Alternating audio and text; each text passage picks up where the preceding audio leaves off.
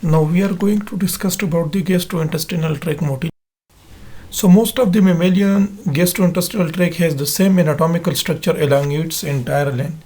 यानी अगर आप मेमेलियन गैस्ट्रोइंटेस्टिनल ट्रैक या एलिमेंट्री कैनाल देख लें तो ये माउथ से लेकर अप टू दी एनस यानी ये बेसिकली इसका जो एनाटॉमी होती है वो तकरीबन सेम होती है। मिसाल के तौर पर इसका आउटर लेयर जो होता है उसको सेरोसा कहते हैं। It cover all the internal organs, इसको सेरोसा कहते हैं। और ये सेरोसा जो है ये मॉइस्ट एपिथेलियल शीट बनाती है जिसको पेरिटोनियम कहते हैं। ठीक है, पेरिटोनियम जो है वो तमाम एब्डोमिनल कैविटी को कवर करती है। ठीक है, और जो स्पेस ये कवर्ड करती है उसको हम सीलोम कहते हैं normally. So serosa make the peritoneum layer. इसके बाद दूसरा लेयर जो होता है वो है मस्कुलर लेयर होता है। तो मस्कुलर लेयर ये लॉन्गिट्यूडनल और स्मूथ मसल पे मुश्तमिल होते हैं। ठीक है, मतलब कि सॉरी यहाँ पे लॉन्गिट्यूडनल और सर्कुलर मसल्स होते हैं। ठीक है, so it is a smooth muscle layer. ठीक है, सो ये स्मूथ मसल लेयर है जो कि दो किस्म की मसल सर्कुलर और लॉन्गिट्यूडनल मसल पे मुश्तमिल होता है। ठीक है, इस मस्कुलर लेयर के बाद तीसरा लेयर जो शुरू होता है वो है सब म्यूकोसा का। ठीक है, सब म्यूकोसा जो है यहाँ ये कनेक्टिव टिश्यूज ब्लड और लिम्फेटिक वेसल्स पे मुश्तमिल होता है। और फिर उसके बाद जो चौथा लेयर होता है वो है म्यूकोसा। म्यूकोसा नॉर्मल ये ल्यूमन को यानी जो कैविटी होती है गैस्ट्रोइंटेस्टिनल ट्रैक्ट उसको फेस करती है, कवर करती है। अब इनमें से जो ये मसल लेयर होता है सर्कुलर और लॉन्गिट्यूडनल मसल, तो इसकी कोऑर्डिनेटिंग मूवमेंट जो है ये बहुत ज़्यादा इंपॉर्टेंट रोल प्ले करता है। नीचे डायग्राम में आप लोग देख सकते हैं, यानी ये सर्कुलर मसल्स और जो लॉन्गिट्यूडनल मसल ये कोऑर्डिनेटेड मूवमेंट प्रोड्यूस करता है। ठीक है, और इस कोऑर्डिनेटेड मूवमेंट के दो फ़ायदे होते हैं। एक तो ये फ़ायदा होता है इसका कि इसके ज़रिए जो फूड होता है वो एक जगह से दूसरी जगह तक यानी आगे की तरफ फॉरवर्ड होता है। दूसरा ये होता है कि इस मूवमेंट की वजह से जो है ये जो बोलस यानी फूड होता है, बोलस हो या कायम हो, तो मुख्तलिफ़ किस्म के सिक्रीशन के साथ मिल जाता है। मिसाल के तौर पर स्टमक में जो चर्निंग होती है वो भी इसी मसल मूवमेंट की वजह से होती है। पेरिस्टालिसिस जो होता है वो भी इस तरह से होता है, और सेगमेंटेशन ये दोनों इस तरीके से होता है। तो दो तरह के मूवमेंट ये परफॉर्म करता है। तो इनमें से सबसे पहला जो है वो पेरिस्टालिसिस है। Peristalsis it food advances through the gastrointestinal tract when the ring of circular muscle contract behind it and relax in front of it. यानी जब फॉर एग्जांपल जिस तरह हमने स्टार्ट में कहा था कि जब फूड आ जाता है फॉर एग्जांपल माउथ से फेरिंग्स और उसके बाद एसोफेगस में आता है, तो यहाँ पे सर्कुलर मसल्स होते हैं जो कि मसल लेयर में होते हैं। ये सर्कुलर मसल कंट्रैक्शन और रिलैक्सेशन शुरू कर लेते हैं। ठीक है, यानी जब बोलस आ जाता है तो बोलस के पीछे जो है ये कंट्रैक्ट होते हैं। ठीक है, और उसका फॉरवर्ड जो है वो रिलैक्स होते हैं। तो इस कंट्रैक्शन और रिलैक्सेशन की बदौलत ये आप देख सकते हैं कि ये जो बोलस है वो नीचे आ जाता है। ठीक है, इसी तरह दूसरा जो मूवमेंट होता है वो segmentation. So the small and large intestine also have a ring of smooth muscles that repeatedly contract and relax, creating an oscillating back and fourth movement in the same place. यानी right side पे diagram में आप लोग देख लें कि जो small और लार्ज इंटेस्टाइन होते हैं वहाँ पे भी स्मूथ मसल्स होते हैं जो कि रिपीटेडली कंट्रैक्ट और रिलैक्स होते हैं, और इस कंट्रैक्शन और रिलैक्सेशन के बदौलत oscillating back and fourth movement होती है। बैक एंड फोर्थ से मुराद है कि ये टू डायरेक्शनल मूवमेंट होती है। ठीक है, आगे से भी और पीछे से भी ये कंट्रैक्ट और रिलैक्स होते हैं, और इस कंट्रैक्ट और रिलैक्सेशन जो है वो सेम मूवमेंट पे सेम प्लेस पे होती है। ठीक है, तो इसकी फ़ायदा ये होता है इस मूवमेंट का, सेगमेंटेशन का, कि इसकी वजह से जो फूड होता है फॉर एग्जांपल अगर वो स्मॉल इंटेस्टाइन में तो वो फूड जो है वो इस मूवमेंट की वजह से ईजिली जो पेनक्रियाटिक जूस हो या बाइल हो उसके साथ मिल या मिक्स हो जाता है। ठीक है, सिमिलरली इसका ये फ़ायदा होता है कि इस कंट्रैक्शन और रिलैक्सेशन यानी सेगमेंटेशन की वजह से जो अब्जॉर्प्शन है उसकी एफिशिएंसी भी ज़्यादा हो जाती है। यानी अब्जॉर्प्शन जो है वो बहुत ज़बरदस्त तरीके से इसके ज़रिए होता है। तो ये दो मूवमेंट्स होते हैं, दोनों एक दूसरे से डिफरेंट है। दोबारा मैं रिपीट करता हूँ, यानी पेरिस्टालिसिस जो है ये कंट्रैक्शन ऑफ सर्कुलर मसल्स होते हैं। ठीक है, जो कि पीछे बोलस या फूड के पीछे कंट्रैक्ट होते हैं और उसके आगे जो है वो रिलैक्स होते हैं। तो उसके लिए मूवमेंट जो है पीछे से ये इसको पुश कर लेता है फॉरवर्ड की तरफ। तो दिस इज कॉल्ड पेरिस्टालिसिस। ये वन वे मूवमेंट होता है और मेनली ये एसोफेगस में होता है। ठीक है, लेकिन सेगमेंटेशन जो है ये बैक एंड फोर्थ मूवमेंट है, दोनों डायरेक्शन में ये हो सकता है। और ये जो है ये नॉर्मली इंटेस्टाइन, स्मॉल इंटेस्टाइन और लार्ज इंटेस्टाइन में होता है। ठीक है, ये नॉर्मली इसमें जो कंट्रैक्शन होती है वो लॉन्गिट्यूडनल मसल की कंट्रैक्शंस के ज़रिए होता है। ठीक है, पेरिस्टालिसिस सर्कुलर मसल्स, यानी वो रिंग क्लियर होता है और वो रिंग जो है वो फूड को आगे पुश कर लेता है, लेकिन जो सेगमेंटेशन है वो लॉन्गिट्यूडनल मसल की वजह से होता है, ठीक है। सो पेरिस्टालिसिस का फ़ायदा ये होता है कि इसकी वजह से फूड जो है वो हाई स्पीड के साथ आगे प्रोग्रेस कर देता है, लेकिन जो सेगमेंटेशन होता है ये स्लो प्रोपेगेशन होता है, यानी स्लो मूवमेंट होती है, और इसका मेन पर्पस जो है वो मिक्सिंग और प्लस अब्जॉर्प्शन है। स्फिंक्टर्स क्या होते हैं? Sphincter also influence the flow of material through the gastrointestinal tract and prevent back flow. Sphincters ये रिंग ऑफ स्मूथ मसल्स होते हैं नॉर्मली, तो ये रिंग शेप मसल्स होते हैं, और इन मसल्स का ये फ़ायदा होता है कि ये जो फूड होता है उसके बैकवर्ड फ्लो को रोकता है, ठीक है। मिसाल के तौर पर sphincters are made of smooth muscle and are skeletal muscle, यानी स्मूथ मसल्स भी होते हैं मोस्टली, लेकिन ये स्केलेटल मसल्स भी होते हैं। स्केलेटल मसल कहाँ पे होते हैं कि ये मतलब कि जिस तरह हमने एनस में पढ़ा था ना कि रेक्टम और एनस के दरमियान जो स्फिंक्टर होते हैं, तो ये एक्सटर्नल और इंटरनल स्फिंक्टर होते हैं। एक्सटर्नल जो है वो वॉलंटरी होते हैं और इंटरनल जो है वो इनवॉलंटरी होते हैं, ठीक है। So this are the ring of smooth and skeletal muscle at the beginning और end of specific region of the गट।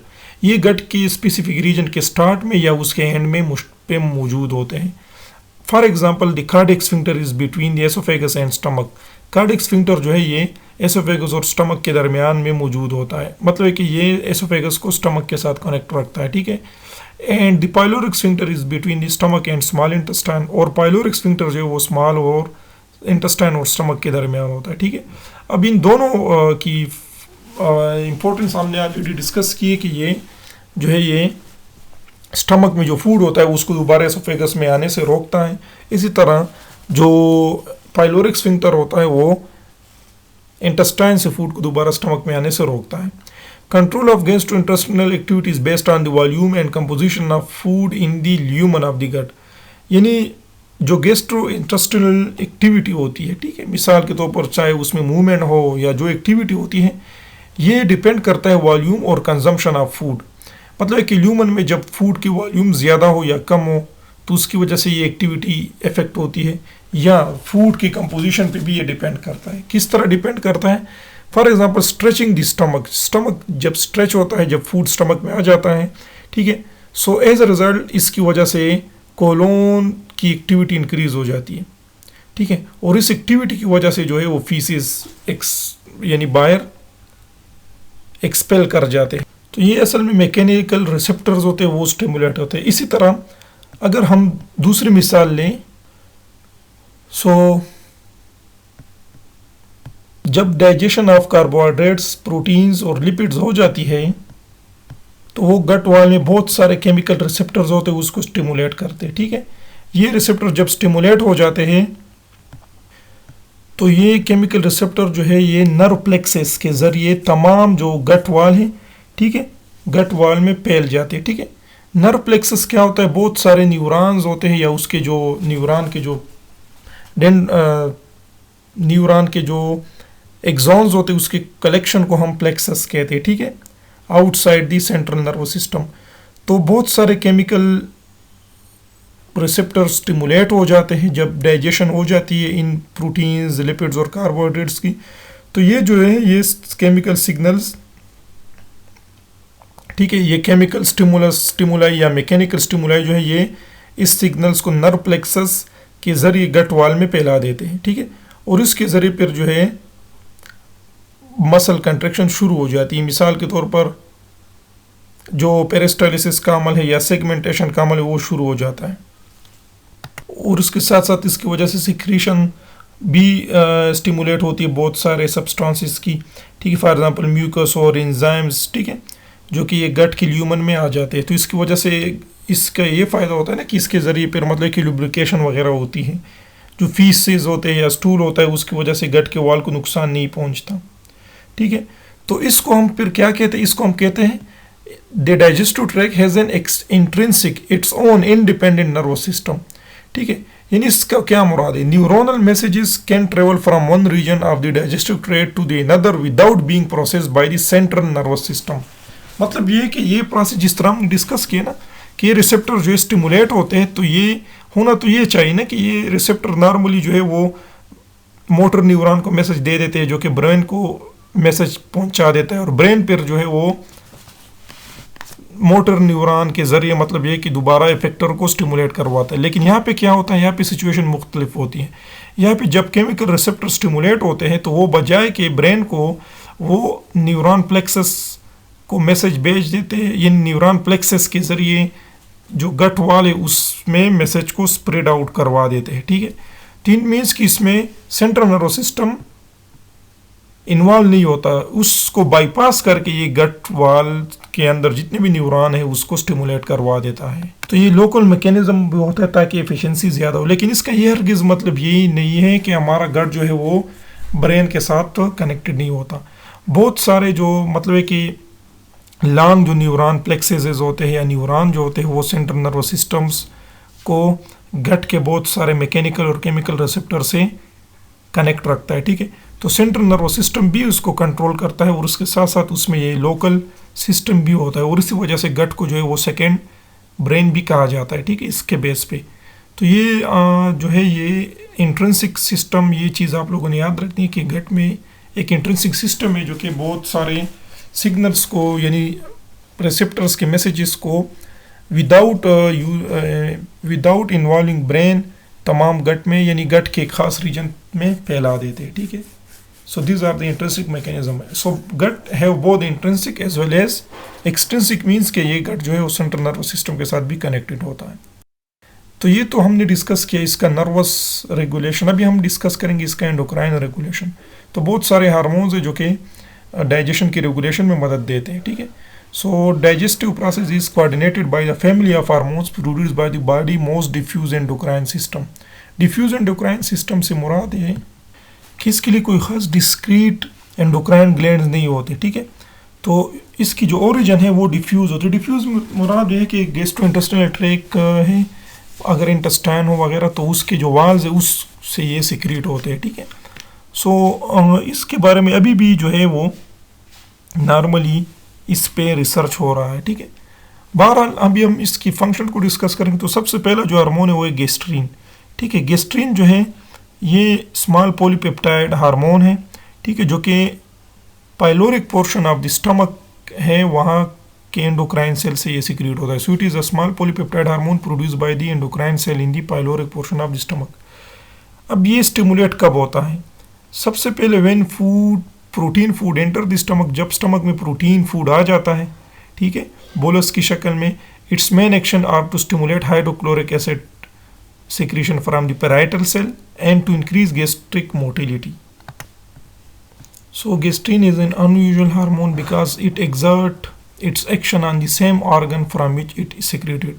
तो एक ऐसा हार्मोन है जो कि जिस ऑर्गन से ये सिक्रीट होता है यानी स्टमक से, उसी ऑर्गन को ये उसी ऑर्गन पे ये इफेक्ट करता है। ठीक है, तो गेस्ट्रिन जो है वो दो तरीक़ों से नॉर्मल स्टिमुलेट होता है, जब प्रोटीन फूड आ जाता है स्टमक में, और उसके साथ साथ वेगस नर्व होता है जो कि वाहिद नर्व होता है जो कि ब्रेन से लेकर ये एब्डोमिनल रीजन तक फैला होता है। सेकंड जो हार्मोन है वो है कोलसिस्टोकाइनिन। ठीक है, ये भी पॉलीपेप्टाइड हार्मोन है। ठीक है, CCK is secreted by endocrine cell of the small intestine. ये स्मॉल इंटेस्टाइन के जो एंडोक्राइन सेल्स है उससे ये सिक्रेट होता है। ये तकरीबन गेस्ट्रीन के जैसा होता है। ठीक है, सेम होता है। तो स्मॉल इंटेस्टाइन का जो अपर पोर्शन होता है, ठीक है, यानी this is which is near with the stomach, तो वहाँ से ये सिक्रीट होता है। नॉर्मली इसके जो सिक्रीशन है तो जब फैटी एसिड और अमाइनो एसिड्स की अमाउंट ड्यूडेनम में इंक्रीज हो जाती है तो ये सिक्रीट होता है। जब ये सिक्रीट होता है तो इसके 3 फंक्शन होते हैं। पहला फंक्शन तो ये होता है कि ये गल ब्लैडर को कंट्रैक्ट करवा लेता है, गल ब्लैडर को स्टिमुलेट करवा लेता है। तो जब वो स्टिमुलेट हो जाता है तो उससे बाइल सिक्रीट होता है, और इसकी बदौलत ये जो इंटेस्टाइन होता है उसका पीएच नॉर्मल रहता है। सिमिलरली ये पेनक्रियास को भी स्टिमुलेट करता है। तब जब पेनक्रियास स्टिमुलेट होता है तो वो पेनक्रियाटिक एंजाइम सिक्रीट करवा लेता है ड्यूडेनम में। Act on the brain stem to contribute a feeling of satiety after a meal, particularly one rich in fat. इसके अलावा ये ब्रेन के उस हिस्से को स्टिमुलेट करवा लेता है उस हिस्से पे इफेक्ट करवा देता है जिसकी वजह से हम सेशाइटी फील करते हैं, ठीक है। मतलब कि हमें फील हो जाता है कि अभी हम फुल है, हमें यानी और भूख नहीं लगती। तो भूख का ना लगना जो है वो इसकी वजह से होता है, ठीक है। इसलिए ताकि जो फूड है बचा कुचा, यानी जो फूड है गैस्ट्रोइंटेस्टाइनल ट्रैक्ट में वो डाइजेस्ट और अब्जॉर्ब हो जाए, उसके बाद फिर मतलब ये कि ये हार्मोन दोबारा कम हो जाता है, ठीक है, जब ये अब्जॉर्प्शन और डाइजेशन कंप्लीट हो जाती है। तीसरा जो है वो है सेक्रेटिन हार्मोन। ये फर्स्ट हार्मोन है जो कि डिस्कवर हुआ है, is produce by the endocrine cell in the duodenal wall. Duodenal wall के जो एंडोक्राइन सेल है वहाँ से ये सिक्रिएट होता है। It is secreted in response to food and strong acid in the stomach and small intestine. इसका जो मेन फैक्टर होता है सिक्रेशन का वो strong acid in the stomach और स्मॉल इंटेस्टाइन, ठीक है। स्टमक में HCl सिक्रेशन और स्मॉल इंटेस्टाइन में जब ये कायम आता है और उसकी वजह से स्मॉल इंटेस्टाइन की एसिडिटी के कम होने का खतरा बढ़ता है, तो ये सिक्रेट होता है। And its principal action is to stimulate release of alkaline pancreatic fluid that neutralizes the chyme. और इसका भी मेन जो फंक्शन होता है वो पेनक्रियास से का जो अल्कलाइन फ्लूइड है वो सिक्रीशन होता है, ठीक है। तो दो फंक्शन हो गए। ये एक जो है कोलसिस्टोकाइनिन जो है वो पेनक्रियाटिक एंजाइम्स की सिक्रीशन को स्टिमुलेट करवा लेता है और सिक्रेटिन जो है वो अल्कलाइन फ्लूइड की सिक्रीशन स्टिमुलेट करवाता है। तो दोनों जो है वो पेनक्रियास पे काम करते हैं और ये एट अ टाइम रिलीज होते हैं। ये दोनों हार्मोन जो है वो एट अ टाइम रिलीज होते हैं। तो ये डायग्रामेटिक रिप्रेजेंटेशन है, ठीक है। इसको आप इजीली अंडरस्टैंड कर सकते हैं।